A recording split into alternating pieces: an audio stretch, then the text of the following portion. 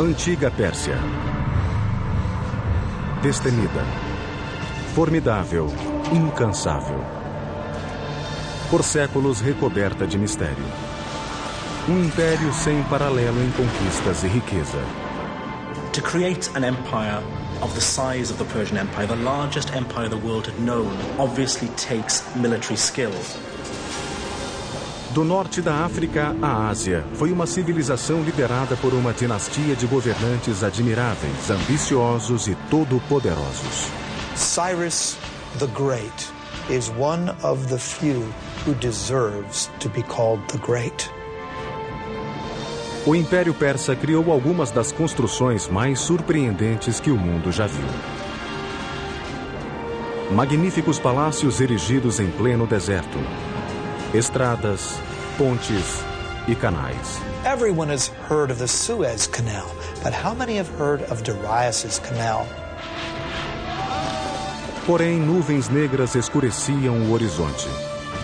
Uma antiga rivalidade com a Grécia resultaria em um confronto épico que mudaria o curso da história e moldaria o mundo ocidental pelos milênios vindouros.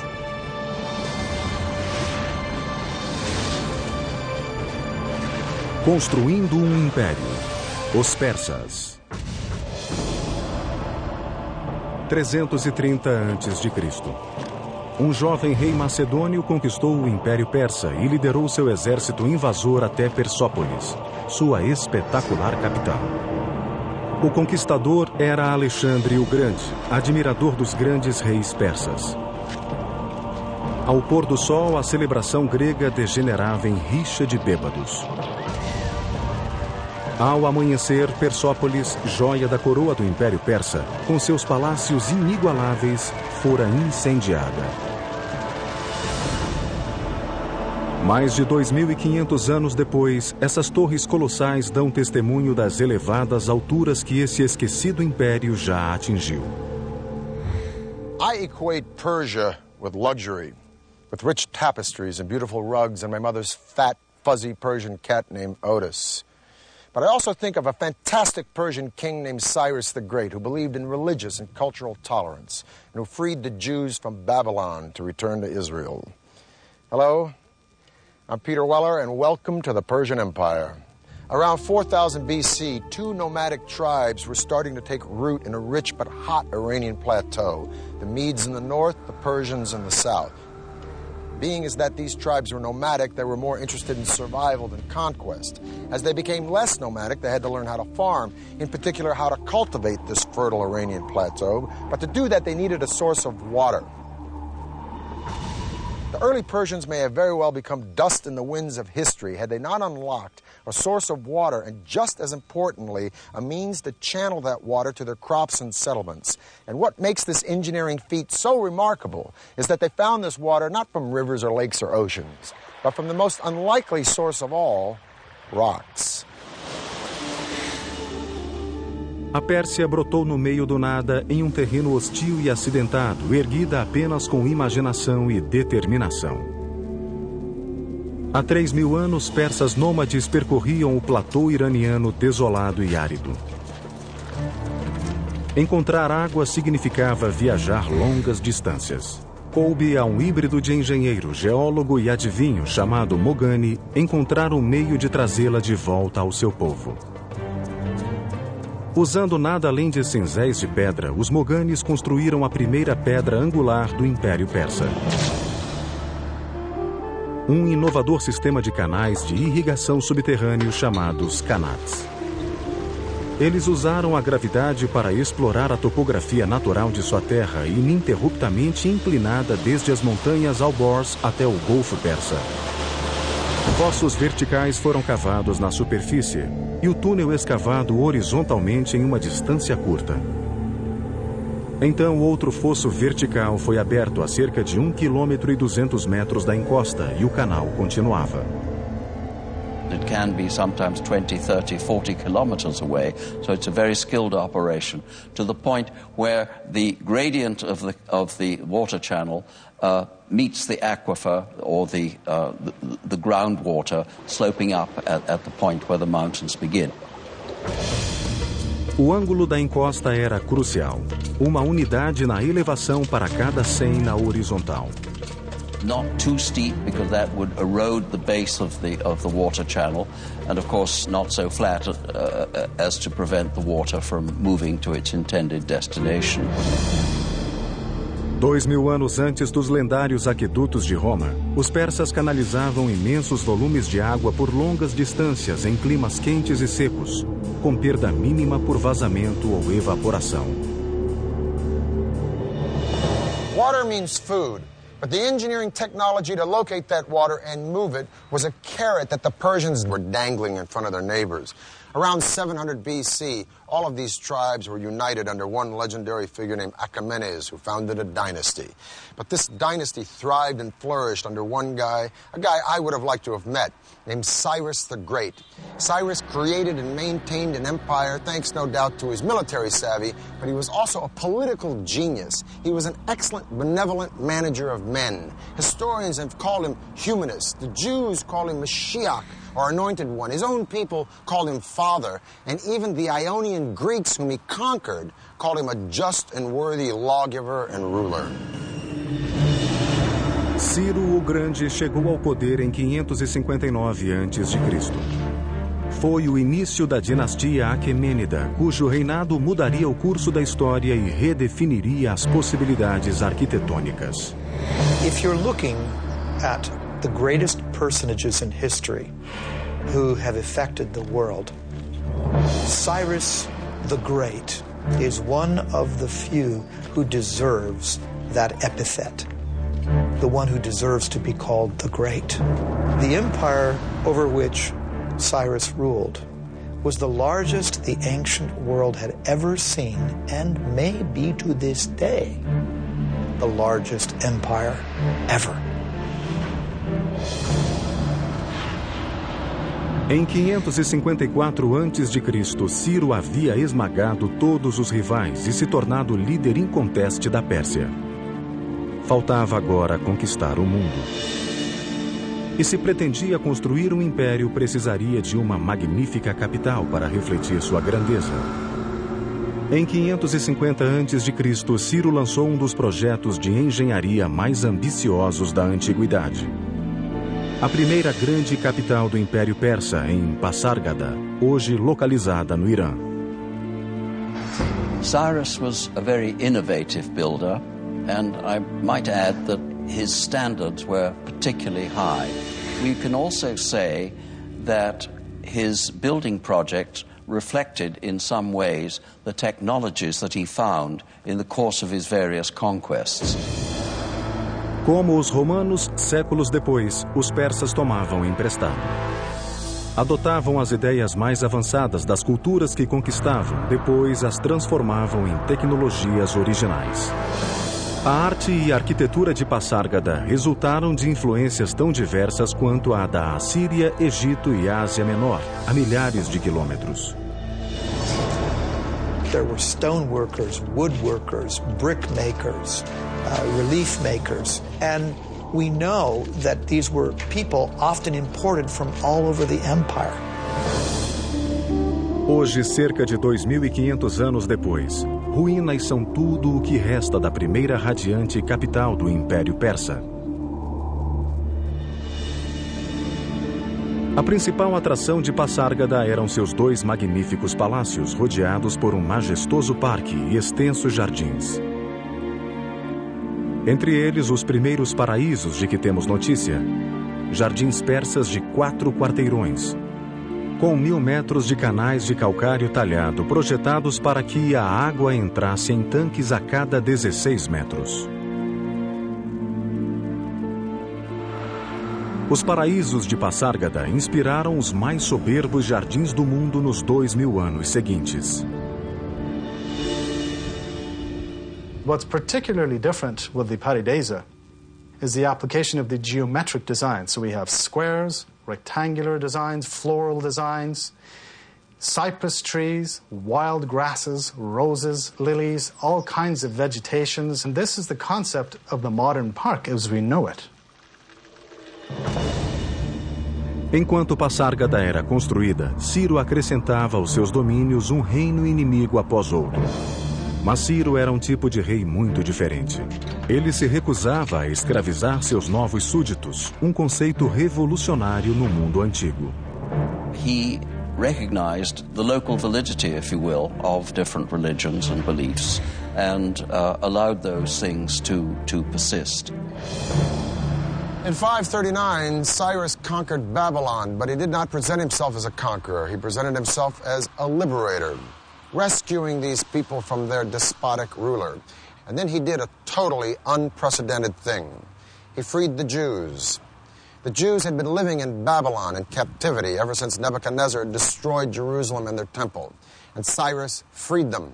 Now, it could be said in hindsight or political history that Cyrus was looking for a buffer state between a hostile Egypt and his own empire. But so what?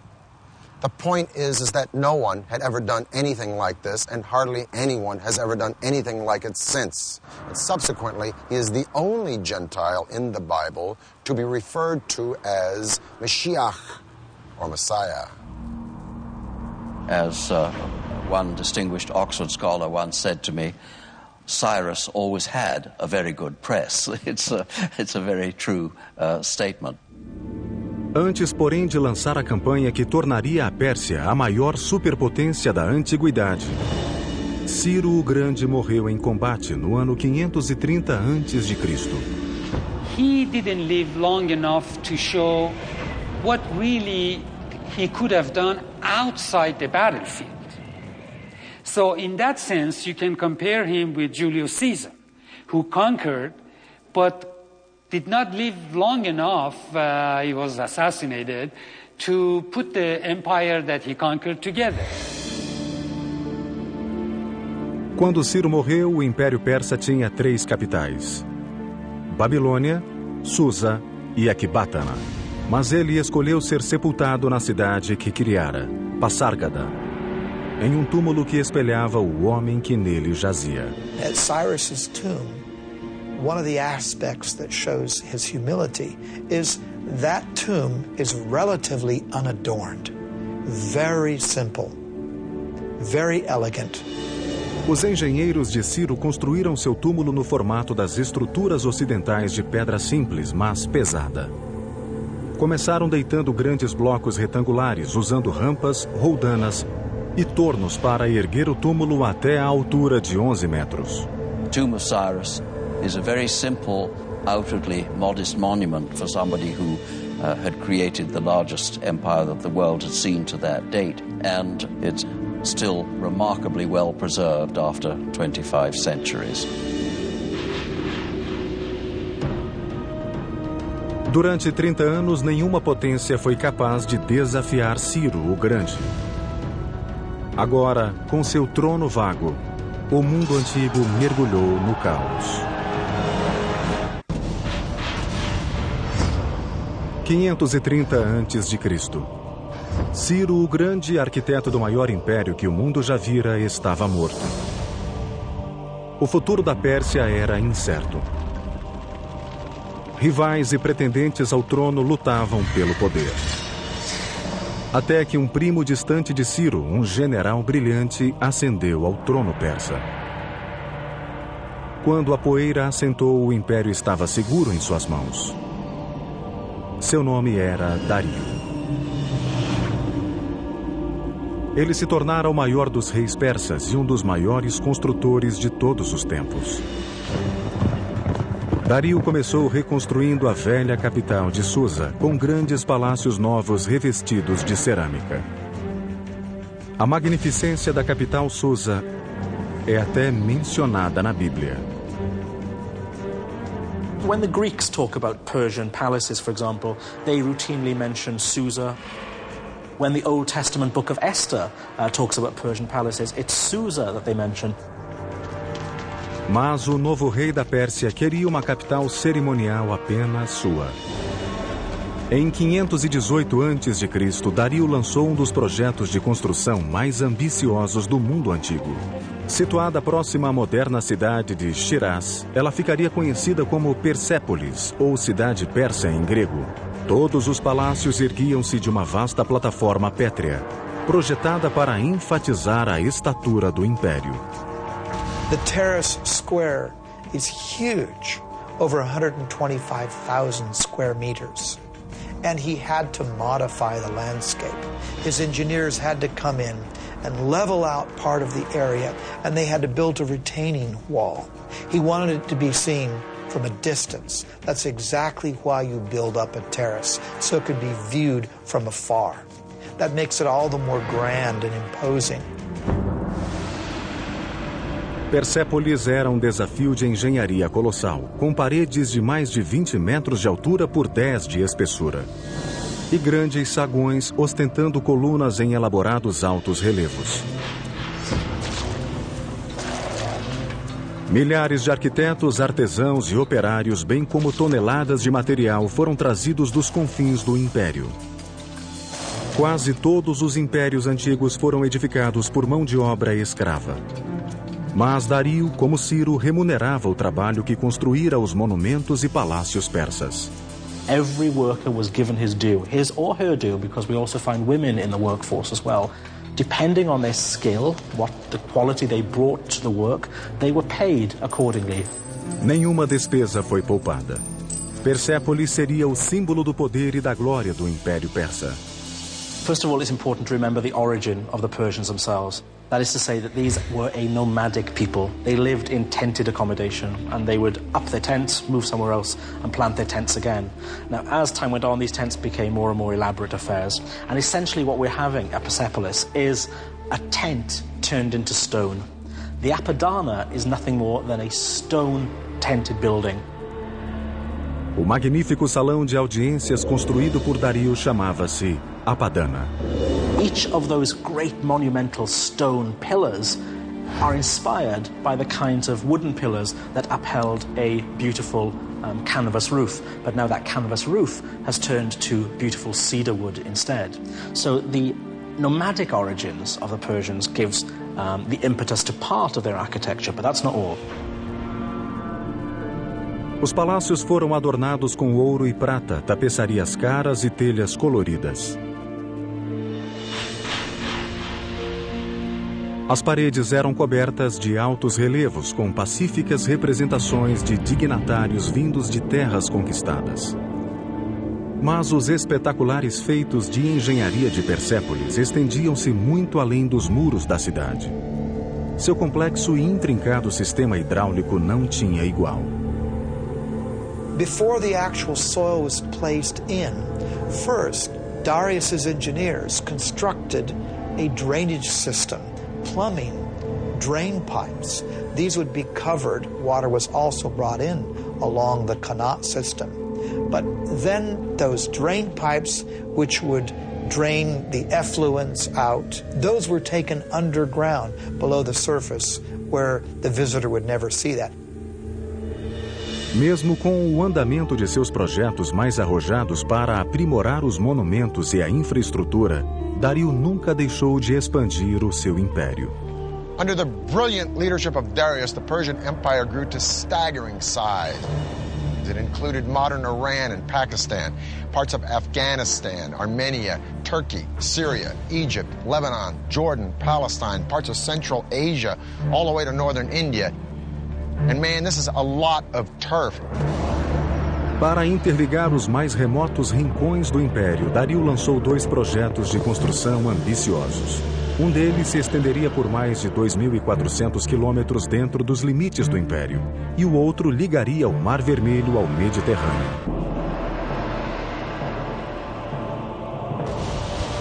Sob o reinado de Dario o Grande, o Império Persa alcançou proporções assombrosas. Agora ele queria consolidar e interligar os locais mais longínquos do seu reino. Em 515 a.C., Dario ordenou que seus engenheiros construíssem uma estrada colossal de pedra, conectando o norte da África à Índia.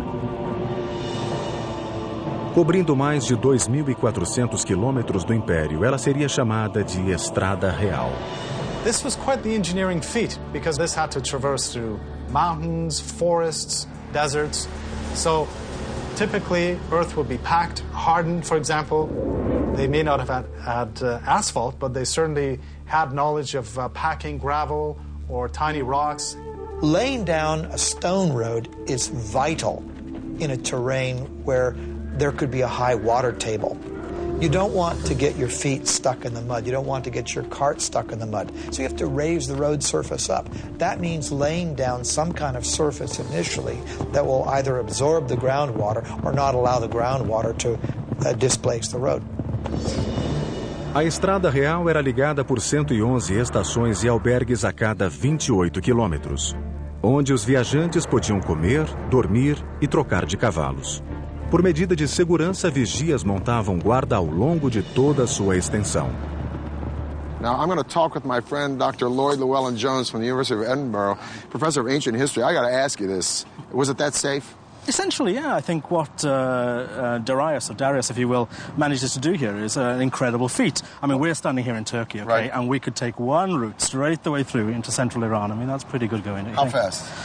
Okay, so if we're on horseback and we're riding from one of these little garrisons to garrison every 15 miles, changing fresh horses, we can do that in about 6-7 days, maybe. 6 or 7 days? Yeah. So you could send messages on this road, friends next city? Most definitely, and and for trade, it's a godsend, as you can imagine. And this road cut through so much stuff. I mean, it just doesn't follow a formal pathway.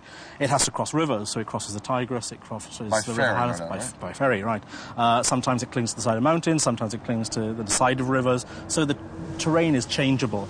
It's not drained or anything like that, so it's not as advanced as some of the Roman roads we get in later periods. So it doesn't have a gutter system? No, nothing like that. But what it's essentially is, it's sort of maybe 20 feet wide with a sort of chip-in base, which is good for horse treads and that kind of stuff, And carriages and exactly, to chariots. Get things through as quickly as you can, basically. Well, Lloyd, it's been a pleasure talking with you. Yeah, thank you for enlightening us about this incredible road. Mas Dario não estava satisfeito. Havia ainda território que ele queria controlar. As vastas riquezas do norte da África, e estava determinado a construir uma passagem lá. Fez com que seus engenheiros projetassem canal gigante ligando o Mediterrâneo e o Mar Vermelho. Everyone has heard of the Suez Canal, but how many have heard of Darius's canal? What Darius did was build an east-west canal that was 130 miles long. Com o conhecimento persa de hidrologia, os engenheiros de Dario usaram ferramentas de bronze e ferro para abrir o canal. Depois, remover a areia e revesti-lo de pedra, deixando-o pronto para que navios o cruzassem. 7 anos seriam necessários para concluir a via navegável de 208 quilômetros, bem como um batalhão de egípcios, cortadores de pedra e construtores de canal. Parts of the canal between the Nile and the Red Sea were actually not waterways, but just points along which the ships could be dragged until they reached another deeper portion where they could again sail their course. Darius says, I, Darius, king of kings, conqueror of Egypt, built this canal. He connected the Red Sea to the Nile River for trade, and he says, and ships were brought along my canal. Em 513 a.C., a Pérsia era o maior império que o mundo já vira, superando até mesmo o tamanho e riqueza de Roma em seu apogeu, 4 séculos depois. A Pérsia era invencível e seu apetite por conquistas começava a assustar uma potência emergente do outro lado do Mediterrâneo, as cidades-estado da Grécia. Just a little geographical info. That big body of water out there is the Black Sea. This thin body of water here is the Bosphorus Strait that connects the Black Sea to the Mediterranean. So I'm standing in Asia, or Asia Minor, if you will, and that land over there is Europe. Now, Darius put down a revolt from some cities on the coast of Turkey, but this revolt had been supported by Athens, so Darius wanted to teach Athens a lesson. He was going to march on Greece and attack that city, but how is he going to do it? He's got to go across the sea. Well, he takes a bridge of boats, pontoons, if you will, and lines them up from that point to that point and marches an army, so Herodotus says, of 70,000 men across the sea to attack Greece. Amazing. Os engenheiros persas ligaram uma margem do Bósforo à outra, alinhando barcos lado a lado como alicerce. Depois, construíram uma estrada em cima deles, unindo a Ásia à Europa. Probably this was a system of planks, and underneath there was a system of packed earth, or perhaps dry wood, to keep basically the road stable. Now, to keep the ships from wobbling, they must have used an anchor system of a certain weight, because if the anchor would have been too heavy, that would have, of course, tilted or damaged the ships. There was no breaking of the planks, not only due to the weight of the army crossing it, but due to the choppy waters of the Bosphorus. That's quite the feat of engineering before the age of computers. It is late August in the year 490 BC. Darius has already marched into Greece and taken Macedonia. Now he's destined to meet the Greek general Themistocles and an army from Athens and Corinth at the famous Battle of Marathon. A massive army from Persia numbers 60,000 or 140,000, 250,000, depending upon the propaganda you read. Suffice it to say, the Greeks are outnumbered 10 to 1. Their only recourse is to send for reinforcements. So the legendary runner Philippides runs from Marathon to Sparta, a distance of 140 miles in 2 days, hence the name of the race, Marathon. Os dois exércitos se depararam separados por uma vasta planície. Em caso de confronto direto, as imensas forças persas massacrariam os gregos em muito menor número. Foi o início das guerras persas. Uma força grega reduzida atacou frontalmente os persas, que começaram a chacina. Mas as forças gregas restantes haviam se dividido em duas, abrindo duas outras frentes contra os persas. Arrastados a uma sangrenta arapuca de morte, os persas sofreram pesadas baixas e recuaram. Para os gregos foi uma grande vitória. Para os persas, apenas um quebra-molas em seu trajeto rumo à dominação mundial. Dario resolveu voltar para casa e se dedicar a embelezar ainda mais a cidade de Persépolis. Ele nunca mais veria a sua capital. Em 486 a.C., Dario morreu a caminho de sufocar uma rebelião no Egito, deixando em seu rastro um império que redefiniu as noções de poder e glória. Ele também evitou um novo caos, como o que se seguiu à morte de Ciro, nomeando um sucessor, seu filho Xerxes. Now Cyrus the Innovator and Darius the Expansionist were very hard acts to follow.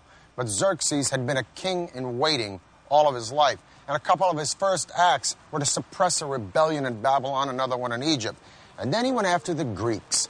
Somehow the Greeks just stuck in his craw. Some historians argue that Xerxes was making a preemptive strike. Others say that he was just cleaning up the business of his father. Whatever the case, the Greeks were no longer intimidated or impressed by the Persians since they'd beaten them at Marathon. And so Xerxes buddied up with the Carthaginian navy at the tip of what is now modern Tunisia, and he decided to beat the Greeks at sea. Em 480 a.C., o Império Persa estava no apogeu. Vasto, poderosíssimo e fabulosamente rico.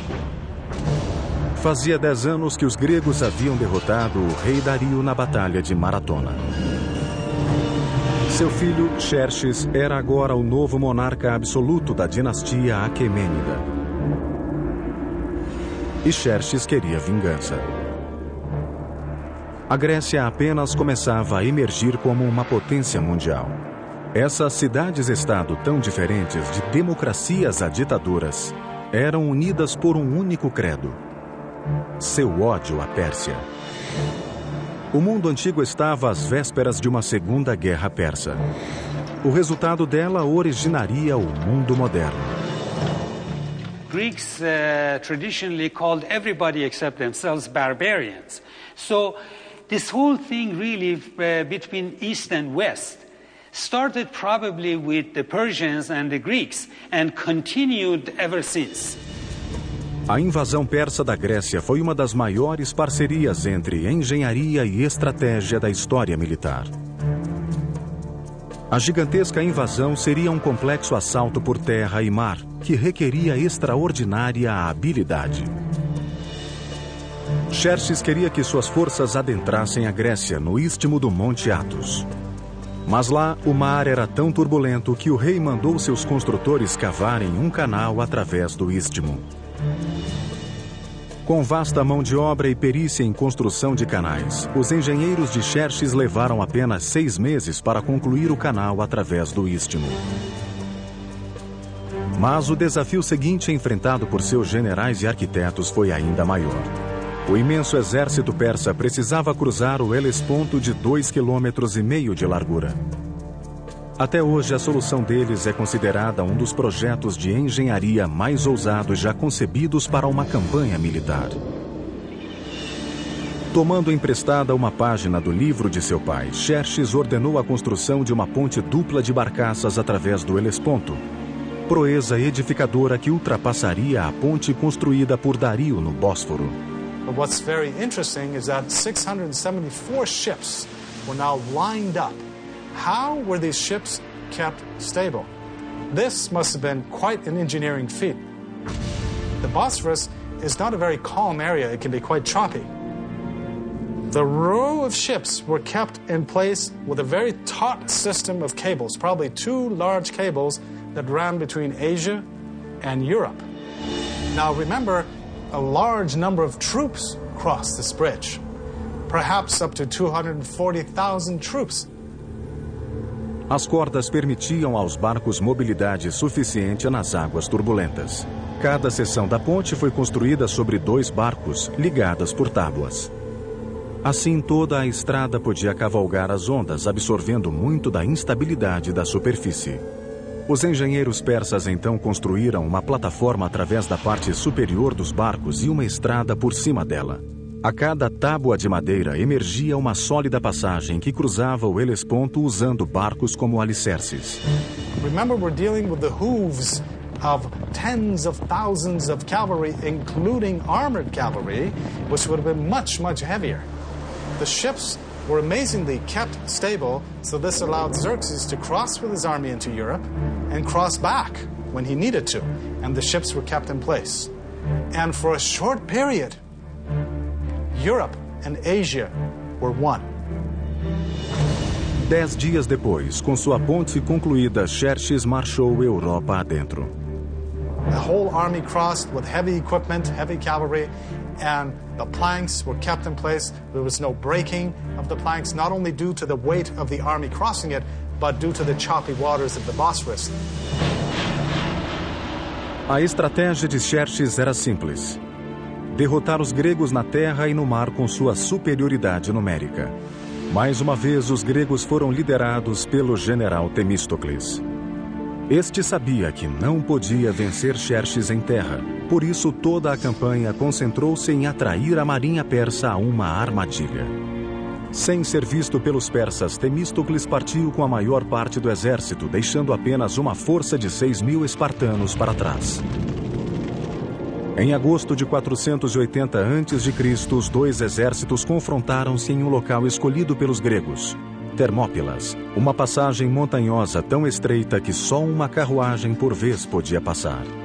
Durante dias, o imenso exército persa foi bloqueado do outro lado da passagem, como os gregos haviam planejado. Como seu pai, Xerxes estava prestes a atacar frontalmente e cair em uma armadilha grega.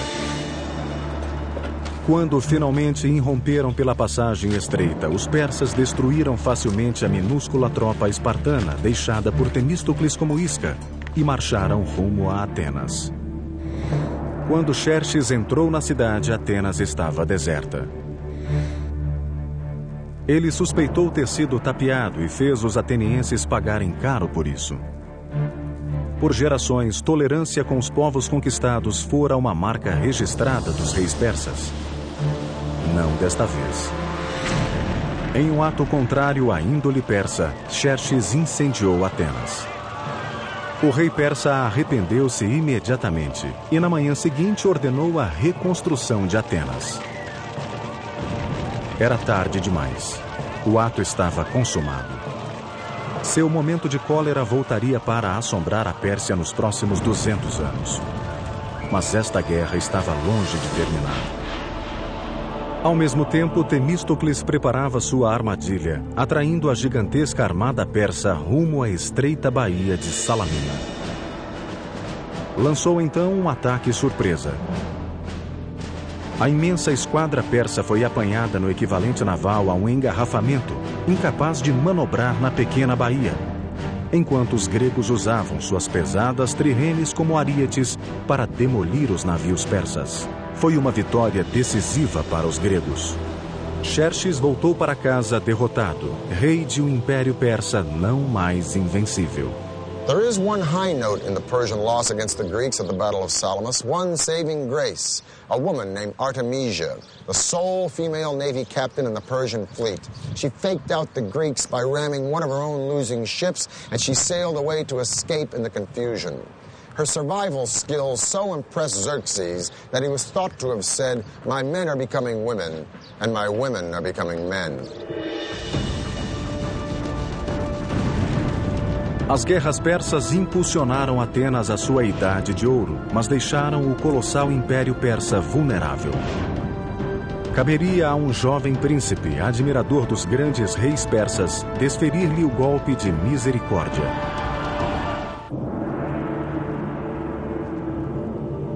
Em 480 a.C., os gregos derrotaram a esquadra persa em Salamina. A aura de invencibilidade que cingira esse império desapareceu. Mas o Império Persa ainda tinha dias de poder e glória pela frente. 15 anos depois, em 465 a.C., o grande rei Xerxes morreu. Xerxes legou o império ao seu filho, Artaxerxes, que estava decidido a restaurar os anos dourados da Pérsia.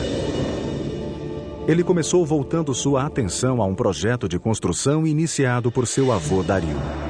4 décadas após ser iniciada, Persépolis, a soberba capital, estava ainda em construção. Agora, Artaxerxes supervisionaria um dos últimos projetos de construção do Império Persa. Hoje o conhecemos como o estupendo Salão das 100 Colunas. We know that the actual hall was some 200 by 200 feet, almost on the perfect square. What's remarkable of the Persepolis columns is when you look up the entire shaft, and these things raise, hundreds of feet into the air, there is not one piece of displacement whatsoever. It's a perfect vertical. They're working with what we might consider to be primitive tools, just stone mallets and bronze chisels, that's all. The fluting on the columns of Persepolis is so precise, however, that these are clearly the work of master craftsmen. The columns are constructed in drums, 7 or 8 drums stacked on top of another. This is done by scaffolding the whole area around the column, and then with a crane, a wooden crane, literally moving each column drum in place. Any client king, any governor from a distance, or even anyone who would come in that hall would be so impressed by the vastness of the hall and by this forest of columns that stretched nearly as far as the eye could see. An amazing achievement. Ao longo do Império, os persas ainda produziam alguns dos mais extraordinários feitos de engenharia do mundo antigo. Em 353 a.C., a esposa de um governador local construiu um magnífico túmulo para seu marido agonizante. O tributo dela a ele seria um prodígio de engenharia e uma das 7 maravilhas do mundo antigo: o mausoléu de Halicarnasso. O monumento de mármore erguia-se a 41 metros, incluindo um grande pátio. O teto era uma pirâmide, com escadarias em cada lado, um caminho para o céu. Mais de 25 séculos depois, o túmulo do presidente americano Ulysses Grant, em Nova York, seria inspirado no mausoléu de Halicarnasso. No século IV a.C., a engenharia persa ainda era a melhor do mundo. Mas por baixo das colunas torreantes e dos palácios suntuosos, as fundações do império desmoronavam. E seus inimigos estavam às portas. When Athens supports a rebellion in Egypt and Greeks occupy the capital city of Memphis, Artaxerxes leaves Persepolis and his building projects, and he launches a military campaign to kick the Greeks out of Memphis and bring Egypt back under Persian control once again. It'll be the last great victory of the Persian Empire, because in 424 BC, Artaxerxes dies, leaving a power vacuum and 8 solid decades of rampant infighting and neglect. And while the Persian Empire is embroiled in internal conflict and corruption, a young Macedonian prince is studying Herodotus and the accounts of the great Persian hero Cyrus the Great. And this Macedonian prince will set his eyes on conquering the world. His name is Alexander. Em 336 a.C., um parente distante de Artaxerxes ascendeu ao trono. Ele assumiu um nome dinástico, Dario III. Ele sempre será lembrado como o rei que perdeu o império. Nos 4 anos seguintes, Alexandre e Dario III confrontaram-se em uma série de ferozes batalhas, com o exército de Dario sendo lentamente empurrado de volta aos seus umbrais. Em 330 a.C., Alexandre estava nos portões da cintilante capital do império, Persépolis. Alexander adopted the Persian policy of respecting the defeated. None of his soldiers were allowed to pillage or plunder the lands they had conquered. But how do you tame so many soldiers after a victory over the most magnificent empire on planet E?